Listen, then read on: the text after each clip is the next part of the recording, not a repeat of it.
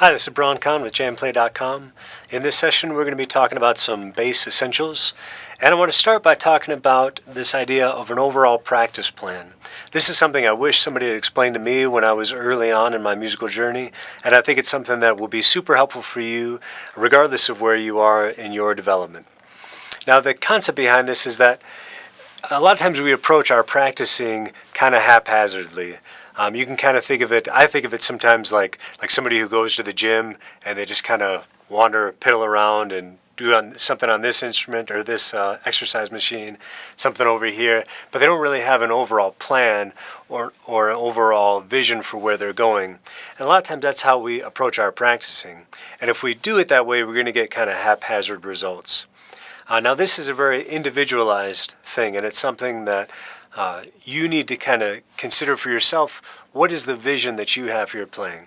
And so that's where it starts, is coming up with a vision. And I would encourage you, to even grab a pen or paper or take notes on your phone and try and go through this process as we talk about it, because it'll be super helpful for you in clarifying what things should be a part of your practice routine and what sort of goals you should set, both long-term goals, mid-term goals, and short-term goals. Now, the first step is to have a vision for your playing. You need to have a concept of what kind of bassist you want to become, because playing the bass, like a lot of instruments, but the bass in particular, you can go so many different directions, whether that's jazz or rock or pop or bluegrass. And there's so many different kinds of bass players that represent different skill sets. So some different ways to think about this question could be, maybe what bands do you want to play with? Maybe there's some local bands in your area that you would love to be able to play with, or some more experienced musicians that you would like to play with. That can be one way of getting at your vision, and that's a part of it.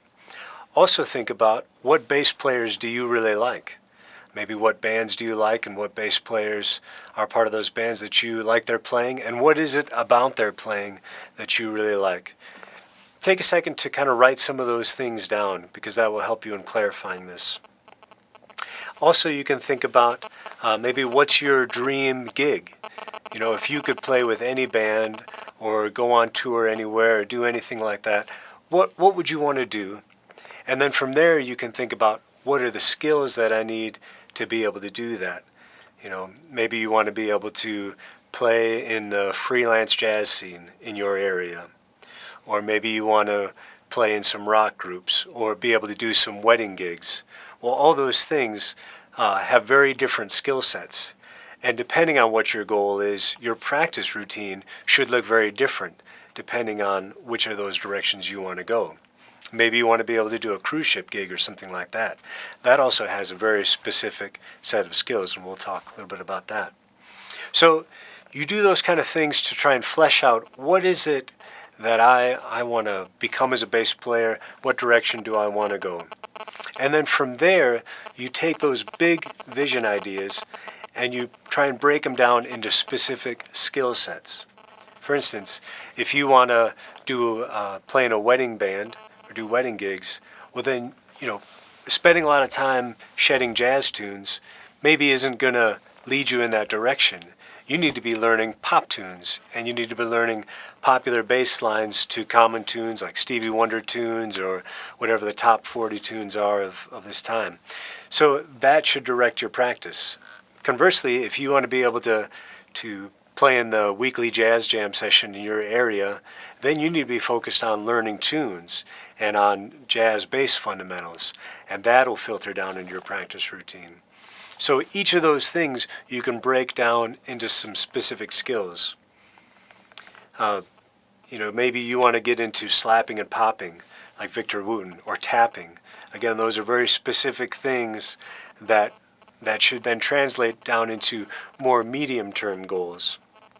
And then you take those goals and you turn them into a specific practice plan.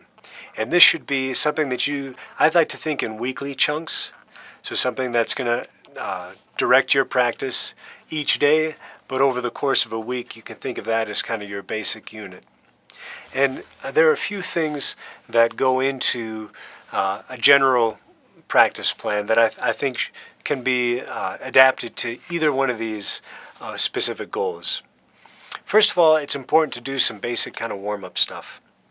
And that's something that a lot of times when we first start playing music, we don't really think about.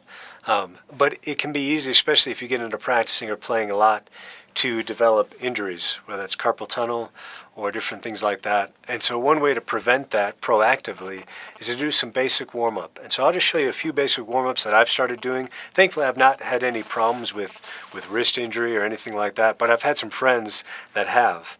And that can be a real drag because then you have to lay off playing for sometimes months at a time to let yourself recover. So doing these things proactively can help you and prevent that. So a few simple finger exercises. What I like to do is I put my hands together just like this, fingers together, and then have your fingers go down on each side and kind of work your way down your hand. This just loosens up and activates those muscles a little bit. And in a sense, as musicians, bass players, we're kind of like finger athletes. So these are little exercises you can do. And then you can try doing 1 and 3 at the same time, and then 2 and 4. Another one you can do is put your hands together like this and just lift each finger individually. And when you get to your ring fingers and your pinky, particularly your ring finger, that's where you'll feel that strain because those tendons are actually tied together. But just doing this will help you develop some finger independence as well. And then one last one, just hold your hands out like this and grab your first and third finger with your thumb and then switch to 2 and 4. And switch back and forth. And this might take, a little bit of time to get used to, but it's another way of just strengthening those muscles and kind of limbering up your hands. And then I like to just rub my hands together a little bit, get my shoulders loose a little. And now you're warm, your muscles are warmed up to play. It's good to just do that for 2 minutes before you pick up the bass. It'll help prevent injury in the long term. And then, regardless of what direction you want to go, there should be some fundamentals that you're working on as a part of your practice routine. And I think about this as kind of the calisthenic part of your practice routine. So this is stuff that translates into any genre, any style of music, and it'll be helpful for you to make a consistent part of your practice routine. So one simple fundamental you can do, I just call this a 4-finger exercise, and it helps with left hand, with right hand, and with the coordination between the hands. It also helps with establishing this 4-fret position, which is a default position for us. A lot of times I see a lot of younger bassists and they just use their first finger and their third finger and they play kind of like this, and the pinky's just hanging out here, not engaged. And you can get by early on with that, but that will really limit your development. And a way to think about this, and I tell this to my younger students in particular, when you're working on these fundamentals, it's like the foundation of a house. Nobody thinks about the foundation of a house unless it's bad, unless you get a crack in it, and then the whole house is in danger. Well, these fundamentals are your foundation. They're your technical foundation. And if you have a good, strong foundation, you can go as far as you want. But if you neglect these fundamentals and neglect good technique, eventually you'll hit a ceiling in your playing, and you won't be able to go beyond that until you go back and maybe unlearn some bad habits and clean up some of your technique. So focusing on this now will help you be able to go as far as you want technically. So this exercise, we're just going to go, it's kind of semi-chromatic, it's not fully chromatic. 1, 2, 3, 4, and then to the next string, to the D, and then to the G, and then we're going to slide up 1 fret and go back down. Now notice, when my pinky's down, all these fingers are not flying off here. They're right on the string. This is again part of our fundamental technique. And you can set a metronome and do this as a warm-up. Kind of work your way up the neck and down. Now when you first start doing this, your hands might get sore. If you start to feel pain, stop. Take a break, shake your hands out, let your muscles recover a little bit. This is also, you're going to be exercising maybe some of your hand muscles in a way that you haven't before and trying to develop some underdeveloped muscles, especially if you're not used to using your pinky. And so you don't want to overstrain your hands, but this is a good way to develop your speed and dexterity and to develop your hand strength as well and coordination. So we'll just do this a little bit. This is at 70 beats per minute. And if you can start very simply just doing quarter notes. And maybe you want to work on alternate picking in your right hand. So you're going first finger, second finger. And then we slide up. And work our way down. And then once you get comfortable with this, you can go faster. You could even do eighth notes.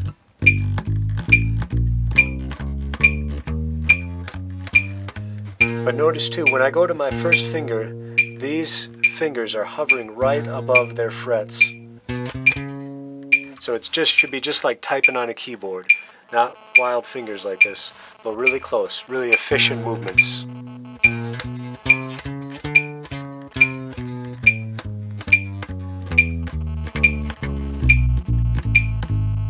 Now, one other exercise you can do, a little variation on this, is instead of just going 1, 2, 3, 4, you can go 1, 3, 2, 4.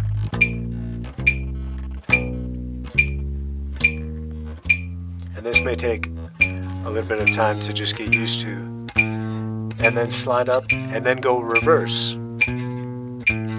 4, 2, 3, 1. This helps develop your finger independence. And as you work that up to speed, it'll help develop the coordination between your right and left hands as well. And these kind of things, each of these kind of fundamental exercises that I'll talk about, I think of them as just little 5-minute things. I would just set the timer for 5 minutes and just do this. And you can, again, take your time to eventually be able to go all the way up the neck and all the way down the neck without getting too tired. But if initially that's too much, or you sense a little strain or pain in your hands, just go a little bit, take a break. Hey Braun, can you put your phone on airplane mode? There's a couple people saying that they're getting some phone noise. Oh, sure, yeah. Is that any better? I don't know. We'll see. Okay, let me know. Could always unplug it too. Okay. Any questions about those things so far? Okay. So that's a kind of a fundamental technique exercise. And then you can also I recommend doing some right hand exercises.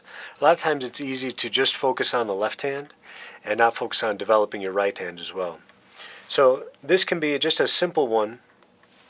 Would be again with the metronome. And you just do quarter notes and trying to be right with the met. And I'm doing alternating picking here. And I'm just moving my way down the strings.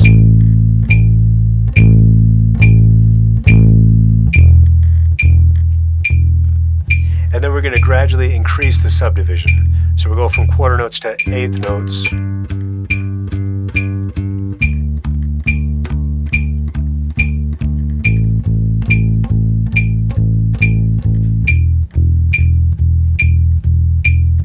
And when I'm doing these, I work my way down and then back up. And when I get to the E string, I'll do it twice.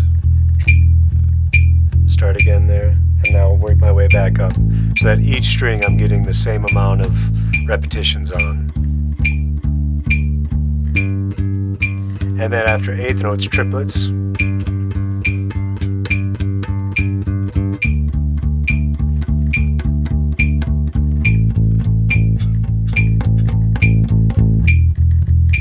And then work my way back up, and then sixteenths.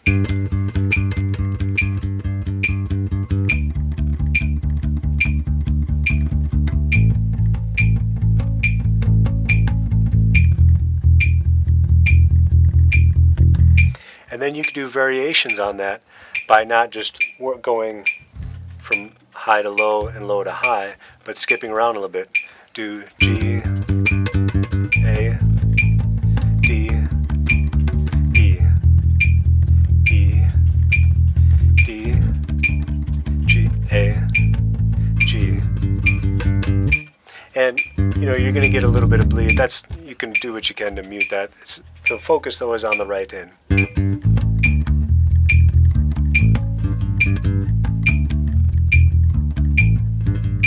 And trying to be with the metronome and develop the right hand technique. Now, some people talk about even when you're moving down the strings, you can sometimes approach that with a strict alternation, or you can use a raking. So if I go 1, 2, 1, 2, then since my second finger is already on the D string, I'll sometimes start with that. You can practice it both ways. I once heard John Patitucci, who's a great jazz bassist, say he doesn't worry so much about the strict alternating versus using the rake, since it feels pretty natural. So I've never bothered too much with making sure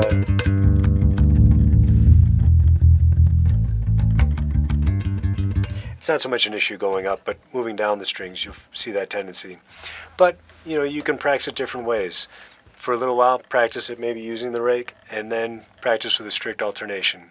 The point is that you're doing something to develop your right hand consistently. And again, this is just 5 minutes. Set the timer for 5 minutes.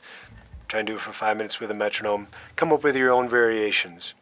And this is, a lot of it again is like exercise. You might not see, you don't go to the gym and expect to be in great shape after, one workout, or even just after a week of working out. But if you do it consistently over time, in 6 weeks, a couple months, you'll notice a big difference. And I guarantee if you consistently invest in these simple exercises, you'll notice a big difference in your playing. Now, some other stuff that could be a part of your technique fundamentals are scales and arpeggios. And those are things that, again, you should just have a systematic way of working through those. I've gone through lots of different things in my years of playing bass. Lately, I've been doing just one key a day. And so in the span of 2 weeks, I try and practice 6 days a week. I'll go through all 12 keys. So I'm hitting all my 12 keys every 2 weeks. We all have certain keys that maybe we feel more comfortable in. A lot of times, especially with pop rock songs, they end up in G or C or D or A or E. So we play in those keys maybe more commonly than we play in E flat or B flat or D flat. But that depends on the style of music too. If you're playing a lot of jazz, you'll be playing a lot in B flat, E flat, F, those flat keys. If you play a lot of gospel, I've noticed a lot of gospel songs are in D flat and G flat and A flat, keys that use a lot of black keys on the piano. So, it depends on the style you're into, but ultimately we want to have the goal of being equally proficient in all the keys. Let's talk about some scale exercises we can do. Now, a lot of times when we start out on bass, we learn a major scale pattern that goes something like this. 2, 4, 1, 2, 4, 1, 3, 4. And that makes use of that 4 fret position. And that's a great place to start. But I want to show you a little bit different pattern that I think once you get used to can be helpful in a different way in learning to maybe move around the fingerboard a little bit more and particularly traverse up the fingerboard and not play in just these box shapes. And this is an extended finger pattern. So we're going to start on first finger and we're going to play 1, 2, 3 with our first finger, second finger, and pinky. So we're covering, instead of 4 frets, we're covering 5 frets in a hand shape. So this allows us to play up to the 6th scale degree in one position, if you will.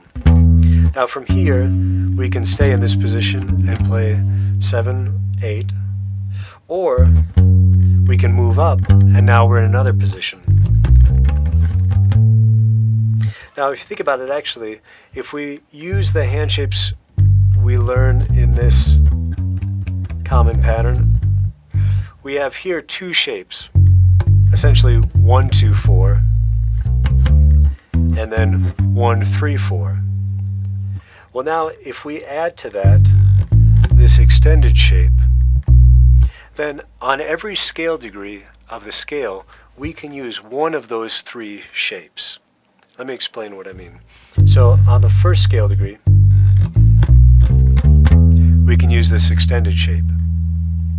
On the second scale degree, we can use 1, 3, 4. On the third scale degree, we can use 1, 2, 4. On the fourth scale degree, we can use the extended shape. On the fifth, we can use the extended shape. On the sixth, 1, 3, 4. And on the seventh, 1, 2, 4. So no matter where we are in the scale, if we get comfortable with just those three hand shapes, we can play up the scale from where we are. Now, what I like to use, I think it's good when you're practicing your scales to try and practice them in 2 octaves, moving up the neck. Because that will help you get more comfortable with being fluid on the fingerboard and not just stuck in a shape.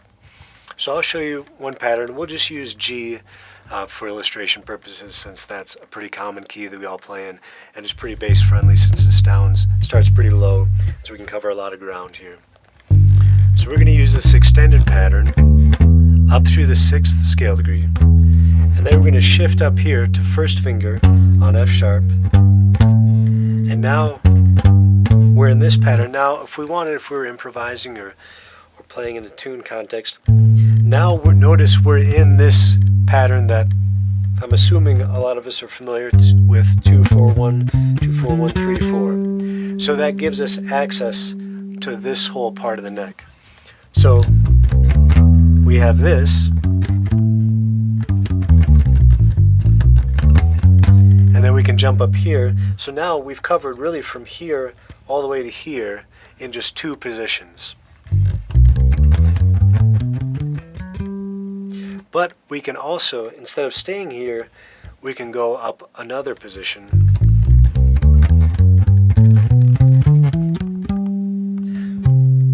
So now we're up here. Here is our 1, our G. But we're getting to this position on the 4. And we end our scale there. And if we wanted, we could keep going up to the C. So to put those essentially 3 patterns together.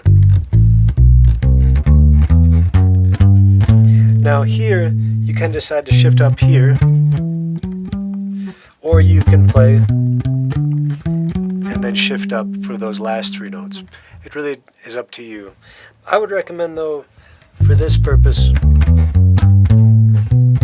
shifting early, because that puts you in this position.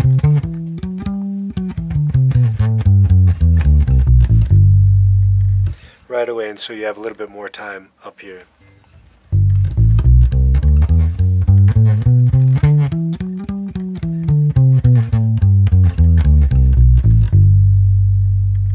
Now this is just the major scale, and obviously there are a lot of scales. You can talk about modes of the major scale. In a sense, we have access to those through this pattern. So I won't talk about those too much, but we'll talk about just a couple other scales that we use a lot of times in jazz. The first scale is the melodic minor scale. That sounds really fancy. Easiest way to think about it is it's just the major scale with a flatted third. So here we're just going to modify that shape, the extended shape, and instead use 1, 3, 4. So we're still using a finger pattern that we're familiar with.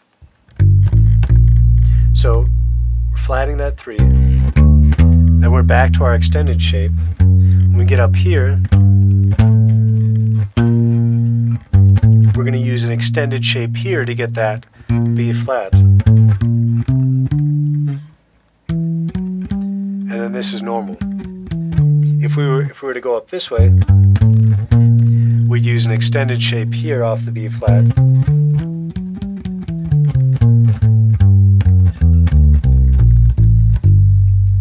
So let me show that to you a little more slowly so you can see it all together. 1, 3, 4, extended. 1, 2, 4, extended. 1, 3, 4. I'll show you the other way on the way down. Here we're going to extend. Extended. 4, 3, 1. So that's the melodic minor scale. And that's a great scale. It's a great scale for a lot of reasons. One quick little tip I'll give you: if you're playing in a jazz context, the melodic minor scale, you can think about the seventh mode of the melodic minor scale as fitting with the altered chord. So altered meaning it has an altered 5 and an altered 9. Usually when you have an alteration, sometimes the chord symbol will say sharp 5, sharp 9. And when that's the case, a lot of times the presence of the sharp 9 indicates also the flat 9 can be used, and the sharp 5 indicates the flat 5 or the sharp 11 can be used. So for instance, if I'm playing G7 altered, if I play the melodic minor scale from A flat, notice the notes that gives me. The A flat, which is the flat 9, the B flat, which is the sharp 9, the B, which is the third, the C sharp, which is the sharp 11, the D sharp, the sharp 5,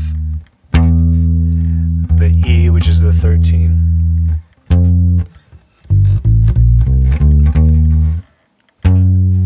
the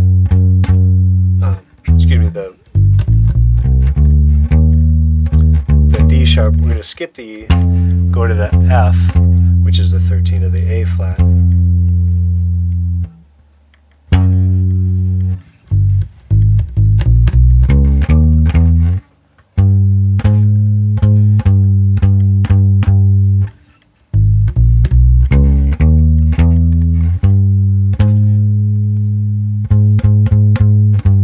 And the G, which is the root. Sorry, I was thinking about G. So, flat 9, sharp 9, 3, sharp 11, sharp 5. This on the A flat is going to be a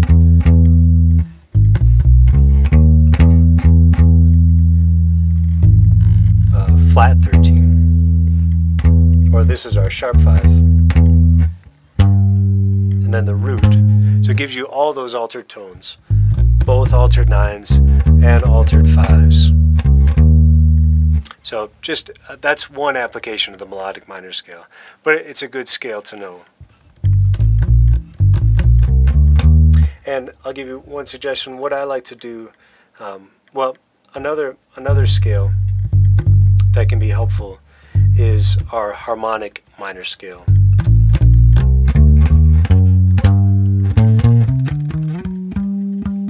And it's a lot like natural minor, but with a raised 7 or a natural 7.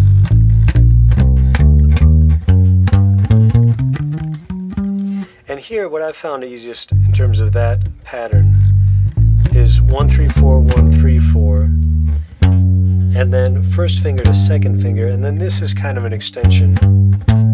So then I go from here and play essentially the 1 3 4 1 3 4 pattern again off that octave G, and then up to the 7 there.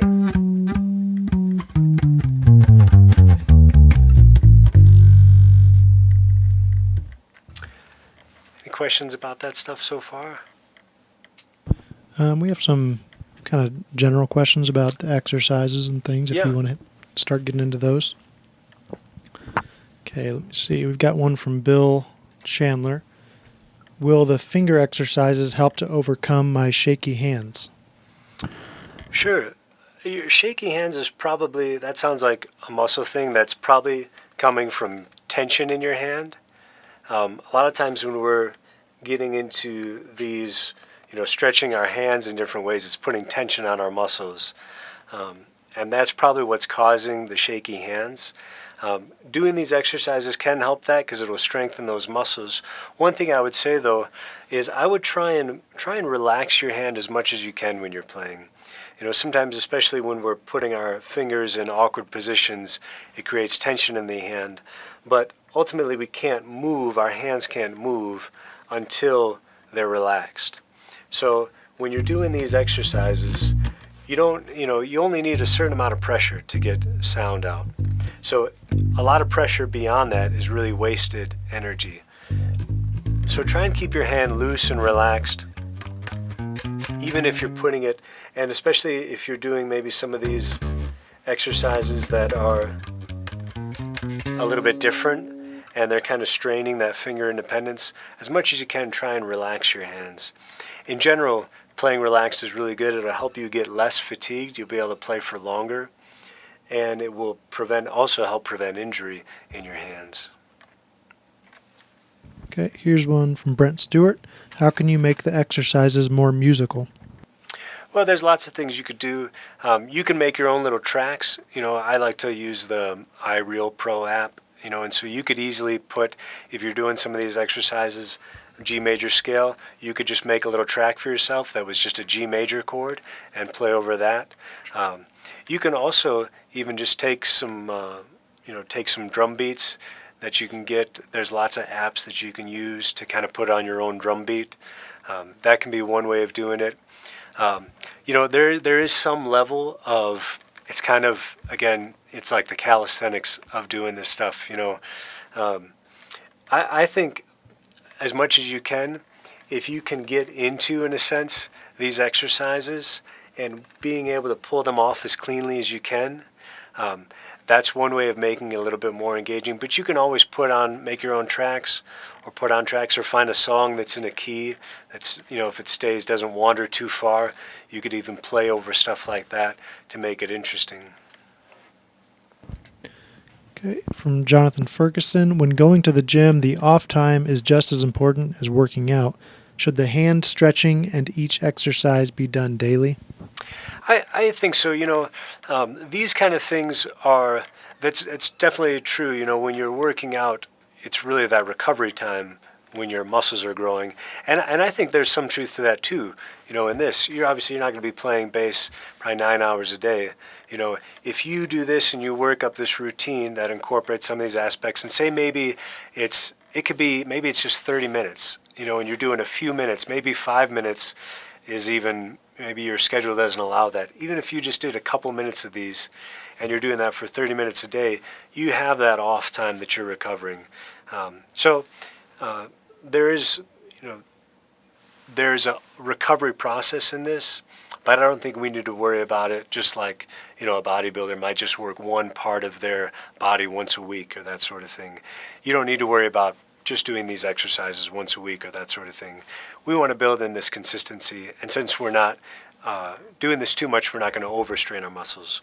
But that is something to kind of pay attention to on an individual basis. If you notice your hands are maybe getting too fatigued or getting sore, you might want to back that off a little bit and just kind of pay attention to your own body. Okay, from Colin, what's the best way to learn the fretboard? Man, there's so many different ways you can do that. I think one way, if you're just starting out, especially if you're not familiar with note names, is as much as you can in a lot of these things, you can double up exercises so that they serve more than one function. So for instance, if you want to do this 4-fret exercise, one thing you can do is, as you do it, look at your hand and say the notes. And on the way up, say the sharp notes, and on the way down, say the flat notes, because obviously some notes have two names. So you could say F, F sharp, G, G sharp, A sharp, B, C, C sharp. And you're looking, and really you're trying to develop a mental map. Another thing that will really help is understanding the patterns. Bass is not like a piano because of the kind of parallel nature of the strings, but there are patterns. And I'll just show you a few patterns that can be helpful. One of the nice things about playing bass versus playing like the saxophone or the trumpet is there's a visual aspect to what we're doing. And every interval has a visual, physical representation on the bass. So for instance, we know that the octave is always here. So you can think of it as 2 frets over, 2 strings down. It's kind of a box shape. So if that's G, that's G. That's D, that's D. Also the 5th is right here, similar, but 2 frets over and just 1 string down. So if that's G, that's A. If that's C, that's got to be G. If that's E flat, that's got to be B flat. Now, one thing that will help too, sometimes we can practice away from the bass. And And there can be a lot of value to that. Just like athletes a lot of times will mentally go through their routines. You can mentally say you're riding on the bus. You can mentally be going through these scales and picture your hands doing these different shapes and where the notes are, and try and create a mental map of the fingerboard. There's a great master class on YouTube with this vibraphonist, Gary Burton. Gary Burton's a very famous jazz vibraphonist, and he talked about when he was learning the vibes, he would get to the point where as he was practicing his chords, when he would look at the vibes, in his mind, the notes of that chord or that scale would kind of light up, and he would see that pattern over the keys. The same thing will happen for you. The more time you spend on the bass, the more you practice these scales, all these things, and as we get into, we'll talk about arpeggios as well, all those are different ways of reinforcing kind of the map of the fingerboard. So eventually you get to the point where you can look at it or even just see it in your mind, and you think G major and you see this pattern, you see all the patterns, it's like all the G major notes light up. You're thinking G major 7th arpeggio, and it becomes automatic. One thing that will help too is we're doing these things, we're building in muscle memory to our hands. And a big part of playing is muscle memory. And so, that shape, that major triad or major 7th chord is a pattern that we can transpose anywhere on the bass. And as you get used to the theory of it, as you get used to, okay, A major 7th is A, C sharp, E, G sharp. Then, as you place that on the bass, you'll know, well, that's A, C sharp, E, G sharp. So getting used to the theory as well and what notes make up chords. When I was trying to learn chords, I would just, as I was walking to class, I would go through chords. I would start with major chords. Just go C, C, E, G, B. And then one kind of helpful practice method is to go through the cycle of fifths, or the cycle of fourths. So C, F, B flat, E flat, A flat, D flat, G flat, B, E, A, D, G. That is a super helpful pattern of notes to be really familiar with, especially if you're interested in playing jazz, because that is used all the time throughout jazz tunes. So you can practice just mentally going over your major chords, major 7th chord, dominant 7th chords, minor 7th chords through the cycle. So if it's major 7th chords, C, E, G, B, F, A, C, E, B flat, E flat, or B flat, D, F, A. Going through those patterns. Then minor chords, C, E flat, G, B flat, F, A flat, C, E flat. Going through those patterns, and then when you put them on the bass, you'll know, well, that's my major, that's my minor chord, so that must be C, E flat, G, B flat. Those sorts of things can really help too. Okay, from Wade to Hart, what scale would you recommend for a beginner bassist to learn well? I would definitely start with the major scale. Most pop tunes are just major tonality, and the major scale still for our Western system of music is the primary scale, and that's the fundamental tonality. And even tunes that are in minor keys, a lot of times you can relate that to the major scale. The minor scale is just starting from the 6th of the major scale. So if you learn G major, in a sense you've also learned E minor, because you just start on the E and play that G major scale. And that's your E minor scale. So starting with the major scale will give you a really strong foundation, and I'd recommend getting really comfortable with that. Some of the other, and that contains also all the modes of the major scale: Dorian, Phrygian, Lydian, Mixolydian, Locrian, and all those have specific applications. But really, honestly, it's easiest in a lot of ways to think about them in relation to the major scale. So definitely encourage you to start with the major scale and get really comfortable with that before you venture off into some other scales. Okay, here's one from Steven. Can you give a basic exercise to begin improvising a walking bass line? Yeah. So walking bass lines, I'll give you what I think is one of the most common walking bass patterns. And the beauty of it is it fits over a lot of different chord types. So I mentioned a lot of jazz tunes use the cycle of fifths. There's a really common tune that's often played in the key of B flat major. I won't say the title for copyright reasons, but this is a really common tune that if you want to play at jam sessions or things like that, people will know this tune. I'll give you a hint. It has to do with a season and a part of a tree. Maybe you can figure it out from there. But it starts on a C, and it goes to F, and then B flat, and then E flat, and then A, and D, and G. Now that's the root movement. And this is something I had on my list actually to talk about kind of tune learning. I'll just mention this a little bit right now. As a bass player, one of the first things you should do when you're learning a tune, whether it's a jazz tune or a rock tune, is identify the root movement and, the harmonic rhythm. That's just a fancy way of saying how long does each chord last. In this tune, each chord is a measure, so 4 beats. And one of the nice things about this is, notice it follows the cycle, C, F, B flat, E flat, through the first 4 chords. And then the next note in the cycle would be A flat, but here we go to A natural. Now I mentioned this tune is in the key of B flat, and so A flat is not in the key of B flat. A natural is. So this follows what I like to call the diatonic cycle, meaning it's the cycle of fifths, but we stay within the key. So we go from E flat to A, then we keep following the cycle to D, to G. Now we have different kinds of chords in this tune. C minor, F dominant, B flat major, E flat major, A half diminished or minor 7 flat 5, D dominant, and this is part of a minor 2/5, A to D to G, so a lot of times that D is altered, and then G minor. But there's a pattern that we can use over these chords that will be really helpful, and this is something I recommend getting familiar with through the cycle because you'll use it a lot in jazz tunes. So if we play C, D, E flat, E, F. Now notice, again, I mentioned that the chords are 1 measure each.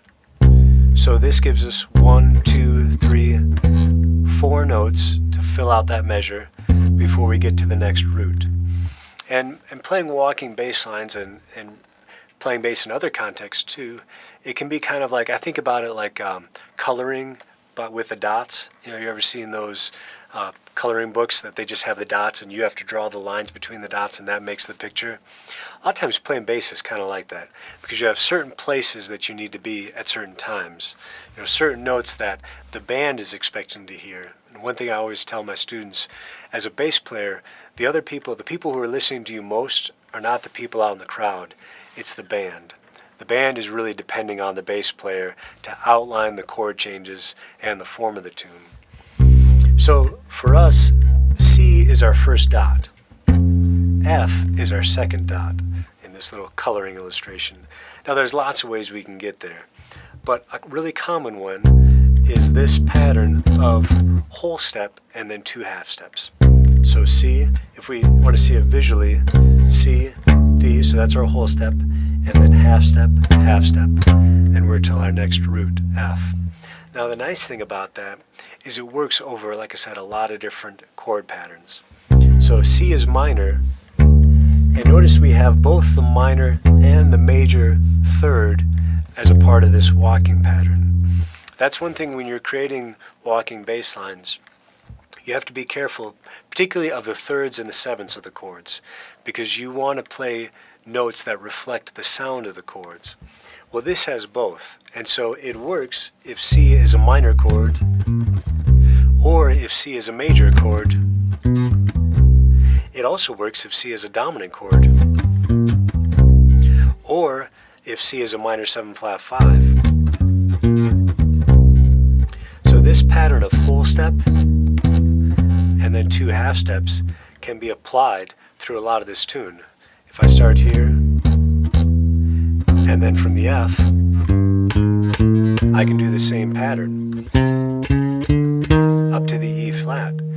Now, when you're playing a walking bass line, you can't keep going up. You know, there's this ebb and flow, this rise and fall. So if I play it here, then on the way down, if I'm playing this tune, I can walk down, and here I can actually just walk down the dominant scale. So F, E flat, D, C, B flat. But this pattern of whole step followed by 2 half steps is it's one of the most common walking bass patterns that you'll find, and it's really strong and it works over a lot of different chord types. So it's a great place to start when you're learning walking bass lines.